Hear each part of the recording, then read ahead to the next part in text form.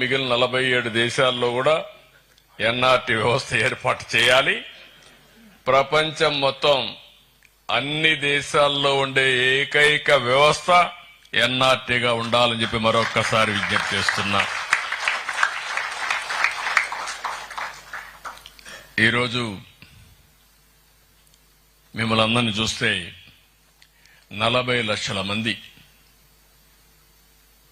NRIs అన్ని తెలుగు వాళ్ళంతా వివిధ దేశాల్లో ఉన్నారు.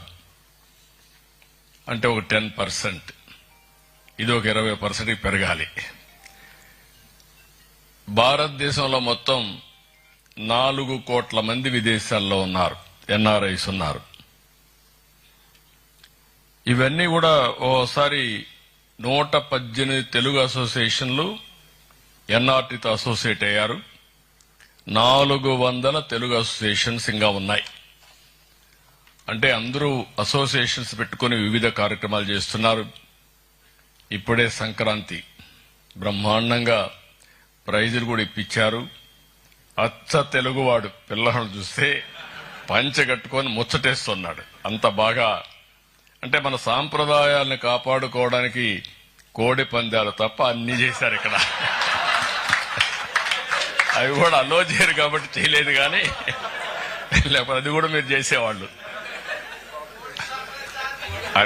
అదే మా జల్లెకట్టు కోడి పందాలు 2 లేవు ఇక్కడ.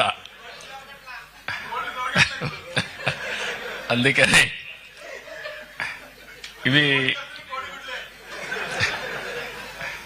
ఇవన్నీ చూసినప్పుడు చాలా సంతోషం. 25-30 సంవత్సరాల కంటే ముందు 95లో నేను ఒక ఆలోచన,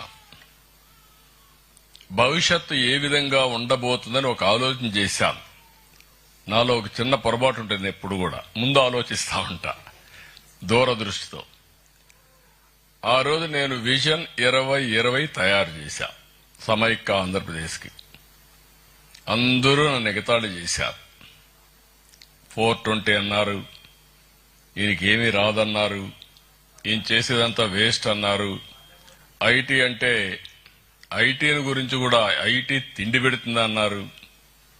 కానీ ఈరోజు మిమ్మల్ని చూస్తే నా ఒక్క పబ్లిక్ పాలసీ, ఐటీని ప్రమోట్ చేయాలనుకున్న నిర్ణయం ఈరోజు ప్రపంచంలో 195 దేశాల్లో తెలుగు వాళ్ళు ఉన్నారంటే అది ఆ రోజు తీసుకున్న ఒక్క నిర్ణయం. ఇలాంటి అనేక నిర్ణయాలు చేశాం.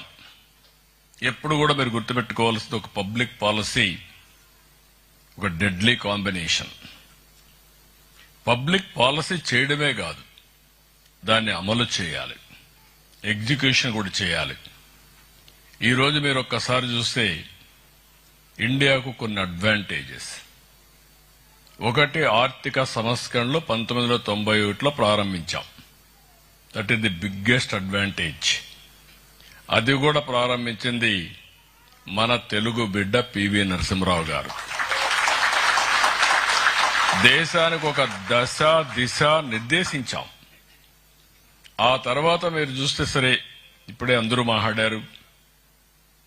ఈరోజు ఎన్టీ రామారావు గారు తెలుగు జాతి ఉన్నంత వరకు తెలుగు వారి గుండెల్లో శాశ్వతంగా ఉండే ఏకైక నాయకుడు ఎన్టీఆర్. నిన్నే 30వ